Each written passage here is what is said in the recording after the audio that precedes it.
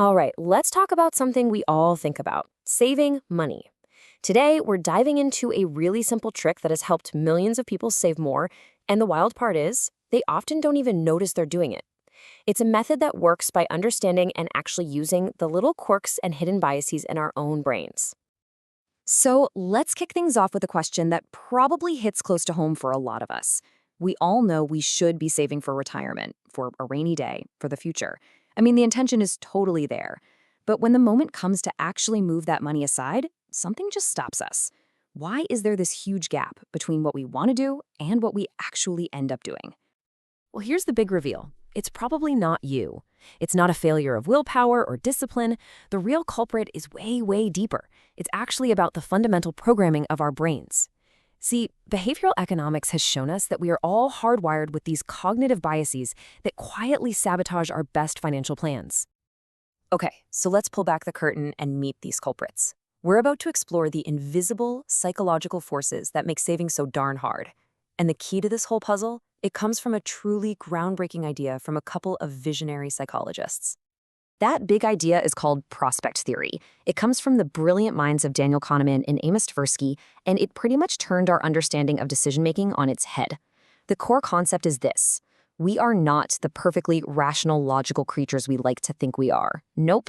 When we're faced with choices, especially risky ones, our decisions are swayed way more by the emotional pain of a potential loss than by the logical benefit of a potential gain. And this right here is the heart of the whole thing. Losses loom larger than gains. Just think about it for a second. How would you feel if you lost $100? Pretty bad, right? Now, how would you feel if you found $100? Great, for sure. But for most of us, that sting of losing the money feels way more intense than the joy of finding it, even though it's the exact same amount. That, my friends, is loss aversion in action. So how does this mess with our savings? Well, researchers have zeroed in on 3 specific biases that are constantly getting in our way. First up, procrastination. Our brain is wired to want satisfaction now, so we'd much rather have a little extra cash for a nice dinner today than a lot more money for retirement 30 years from now. Second, there's inertia. We just tend to stick with what we're already doing, the default option, because making a change takes mental energy. And finally, there's that loss aversion we just talked about.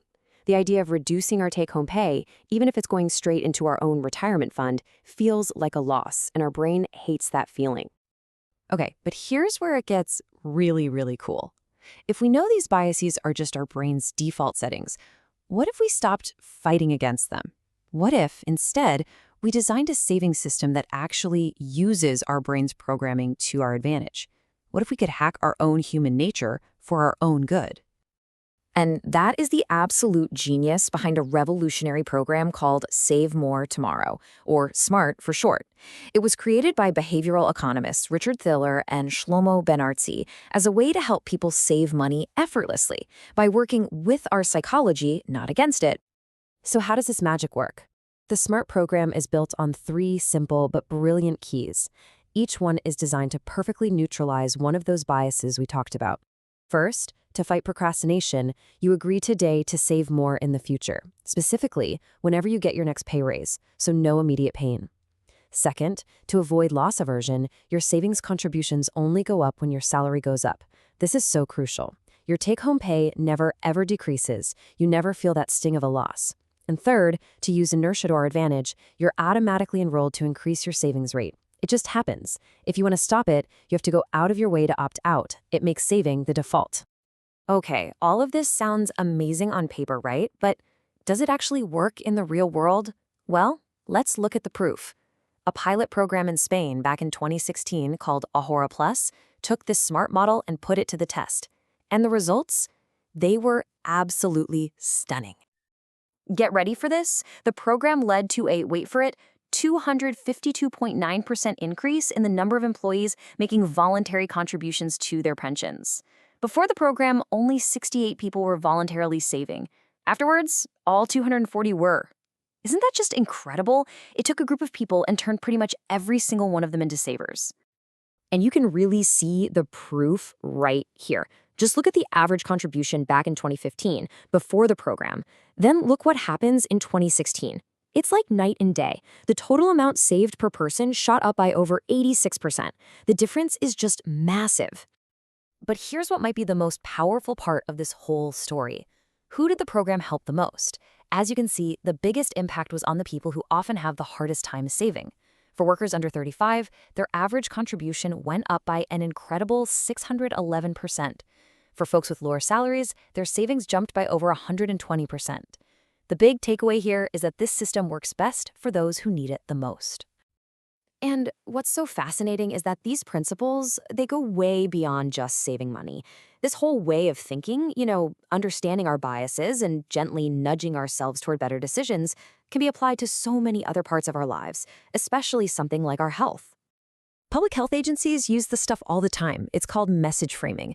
So a gain frame, which talks about all the benefits of doing something, works really well for prevention, like telling you to use sunscreen to keep your skin healthy. But a loss frame, which focuses on the costs of not doing something, is way more powerful for detection, like urging you to get screened so you don't miss a potential disease. It's the same psychological lever, just applied in a different context. So the ultimate point here is that this knowledge is a kind of superpower.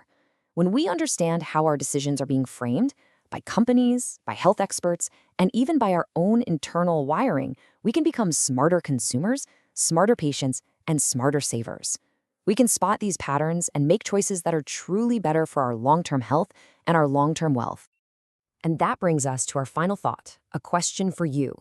Now that you've seen how these little psychological tricks work, how could you apply this to your own life? What's one small nudge you could design for yourself? Not by relying on willpower, but by using clever design to make building a better future just a little bit easier.